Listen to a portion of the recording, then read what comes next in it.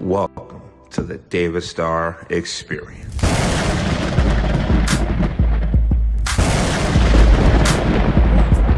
over. The Philadelphia Eagles have won Super Bowl 59. They have beaten the Kansas City Chiefs 40-22. It's their second Super Bowl win in 7 years. And the game is over. The Philadelphia Eagles are Super Bowl champions. Eagles fans everywhere, this is for you. Let the celebration begin. There's going to be a parade on Broad Street. Hey, man, if this is a dream, don't wake me up. We're going to have a parade on Broad Street.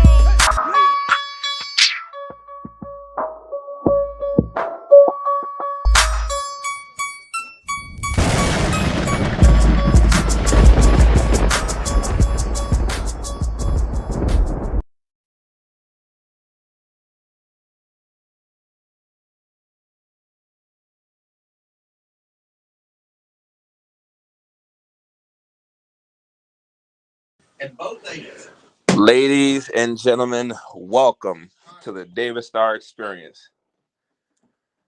I got to ask a fundamental question.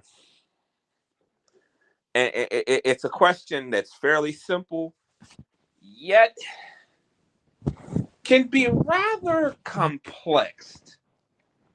When it comes to talking about engineering and fundamental flaws when it comes to engineering and construction and things like that. I'm not a what's the word I'm looking for? I'm not an engineer, I'm not a scientist, I'm not a metallurgist. I couldn't tell you anything about how to build a damn thing. But I can tell you what it is and it's not supposed to do. And I'm talking about aviation mostly. I'm talking about aviation. I'm talking about the concept, engineering, understanding, working operations of an airplane. Why is this important today? This is why. This just happened in Canada. What in the hell happened here? I'm trying to understand how the blue hell this happened. This just happened this afternoon. A CRJ 900. So there are several series of these CRJs from Bombardier that have been in operation since 19 some another. And this airplane, somehow or another, ended up getting upside down on the way, returning from wherever, landing at Toronto Pearson Airport. Somehow, this airplane ended up getting upside down while it was on the way, landing, whatever.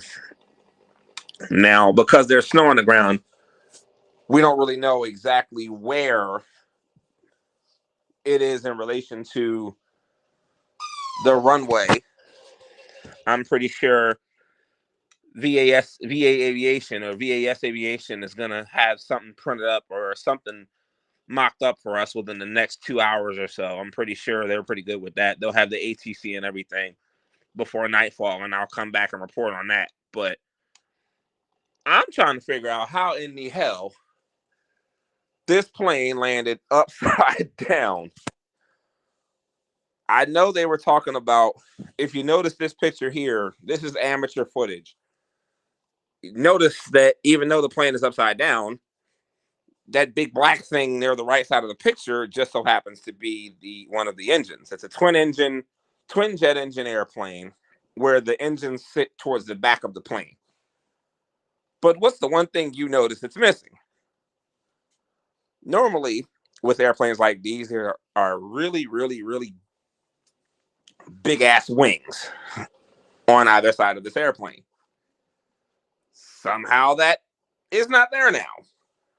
So I'm not quite sure what happened here. But seriously, we gotta start asking some serious questions. Like, why the hell was this airplane, judging from the environment that I see around the immediate area, I gotta wonder what the heck was this airplane doing in the air on the way in to begin with, based on the fact that the conditions could not have allowed this airplane to travel safely inbound to Toronto Pearson. Just based on the fact that this airplane looks as if that the airport looks as if it was almost impossible to taxi, let alone land a damn airplane. So I just wanted to come on and just kind of, give my 2 cents on this. This is very, very, very sad. I mean, apparently everyone survived. That's a good thing. Everyone on board survived. Everyone pretty much walked away.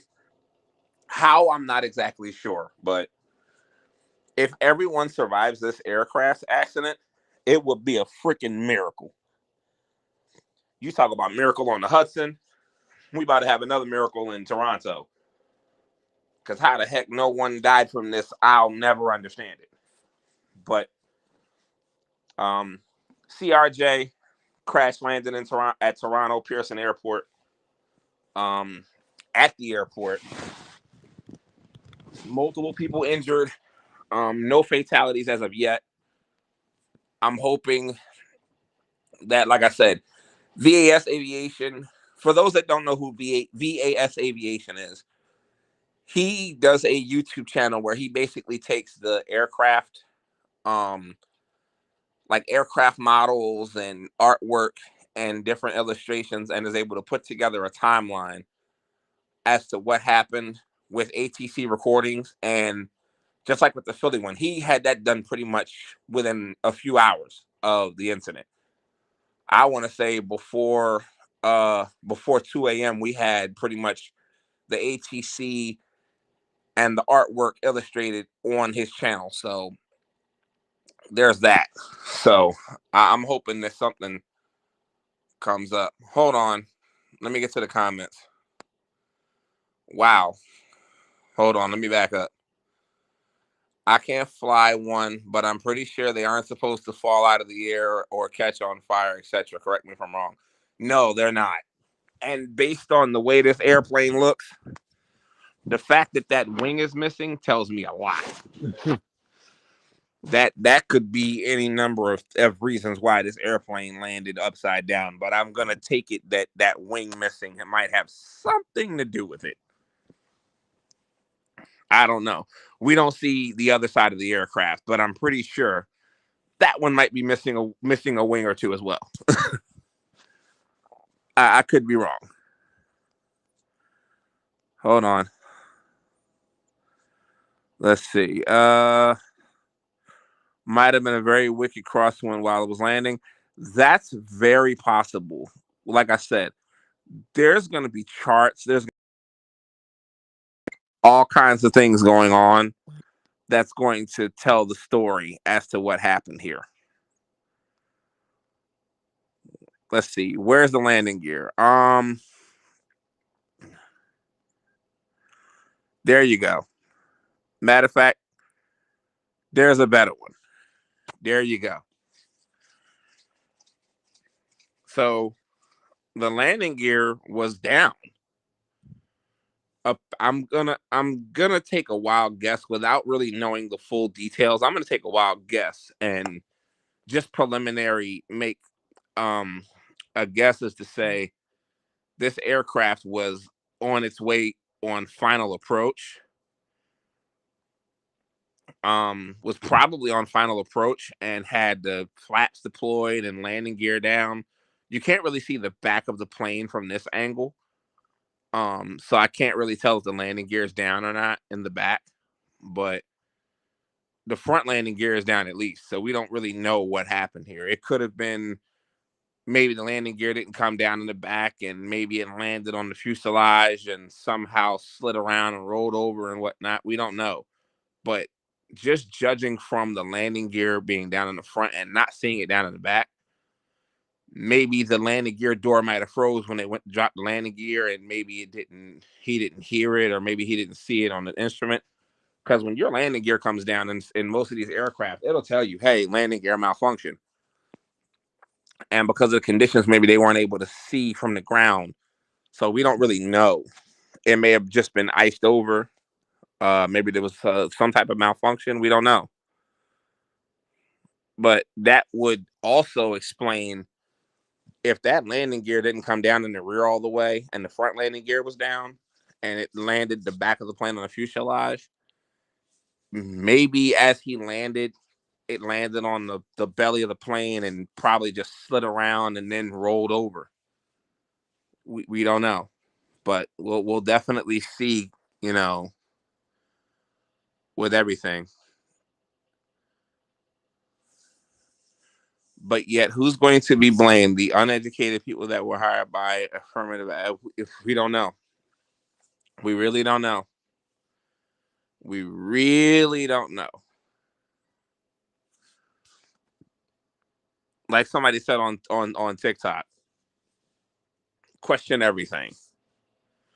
I didn't realize the plane was that long. Oh yeah, those CRJs are long planes. They're not short wide bodies like the 737s and whatnot, like the 737 Maxes. Those things, these CRJs are long. You can pretty much you could play catch in this airplane if you wanted to. If you took the roof off, that's how long it is. You could play catch at like 30 yards with this airplane. The wings are in the back. It's got like a top wing. You can't see it from here because it's upside down. But these airplanes actually are I've flown on a couple CRJs. They're pretty cool. They're actually more some in some cases more spacious than other airplanes because you got longer leg room. But yeah, that's the story with the CRJ. She landed upside. They keep saying that it landed upside down, but actually it probably landed on its wheels, or in this case, probably landed on its belly. And I'm assuming that this plane probably slid on the runway and rolled over. There's a very high possibility this airplane probably just lost control when it got on the ground and slid and just rolled and tumbled a couple times. That's what I'm gonna take a wild guess as to say. We won't know until we hear the cockpit voice recorder or until we see some type of video evidence that supports that. But just based on this picture here and what I'm seeing, there's a very likely possibility that this airplane probably landed. Maybe she landed hard and bottomed out the rear gear. And when it bottomed out the rear gear, she might have slid and then just rolled over on its side and crumpled the wings. That wing from the right side of that airplane is probably sitting probably a couple 100 feet behind it. So we don't know. We don't know. Yes, because they haven't retrofitted the smaller seats yet. When I got on that CRJ that one time I had to fly to Florida, it wasn't a bad experience. It was just it was tight, it was cramped, but it wasn't bad to where like my knees were slamming into the back of someone's spine every time we hit a bump. You know, there was some girl that kept putting her feet underneath my seat, and all I kept seeing was white toenail polish, and I'm like, woman, if you don't move your foot, I'm gonna stomp you. But no, they're pretty roomy. They're pretty spacious, you know. But I'm thinking, hold on. I'm thinking a gust of wind just before touchdown.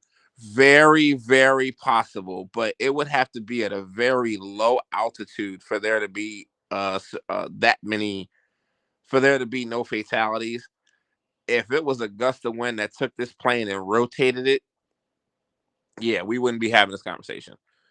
It could have been a gust of wind that might have taken it off course for the runway on final. And we're talking probably within probably about 100 to 200 feet. For it to land like this, it had to have touched the ground first and then rolled over. That's what I'm thinking. Because if it was still up in the air when it did this, we wouldn't be having this conversation talking about people surviving this air crash. But um, I'll report on it. I'm pretty sure NTSB's en route to NTSB is en route to Toronto to assist in the investigation. You're gonna have a lot of questions from the FAA tonight as far as people involved in this. Um, you ain't got to worry about the cockpit voice recorders. All they got to do is just walk over and walk in there and unplug them. This reminds me of that movie, The Fugitive, where that was it The Fugitive or U.S. Marshals? I want to say it was U.S. Marshals, where Tommy Lee Jones was on an airplane and it was kind of like Con Air. So they fell out the sky because somebody had a zip gun on a plane and plane rolled over and it landed in a swamp. This is kind of how the plane looked in the movie, just like at the beginning of the runway, just just at the beginning of the runway, just as the wheels are about to hit the ground and then flipped it. That's very possible. That's what I'm assuming happened. It got right to the ground, and then that's when it hit that crosswind and rotated it over. That's just my opinion, but who am I? I'm just a guy with a big mouth. So, we'll see the investigation going forward. Um, so far, like I said, um, no fatalities as of yet. I did hear the last I saw an update on NBC. They were saying that there was one person critical, um, but everybody else pretty much walked away. Uh, I'll keep you posted on my Facebook throughout the night and the post. Just keep an eye on my comment section. I mean, keep an eye on my post section. I'll try to update as much as I can throughout the night, and we'll keep it pushing. And I'll have a full update in the morning. Um, but yeah, love y'all. Take it easy. Prayers go out to all those affected by this aircraft crash again. Jeez, this is like the fifth or sixth one in like 20 something days. We just had Vince. I forget who it was. Somebody from Motley Crue. Vince Young from Motley Crue or somebody. His aircraft crashed and somebody perished in that one. So we've had like 6 major aircraft incidents in the span of 24 days. It's ridiculous. Ridiculous. You saw they saying that Hilo got, yes. You know what? I'm so glad you mentioned that. They did say that. Well, they're saying one that it possibly got bad info. I'm also hearing that they're saying that they didn't hear the instruction of ATC, which if that's the case, that's really, really bad. Because you're supposed to have a quiet cockpit when you're flying, when you're getting instruction from ATC, so you don't miss the instruction.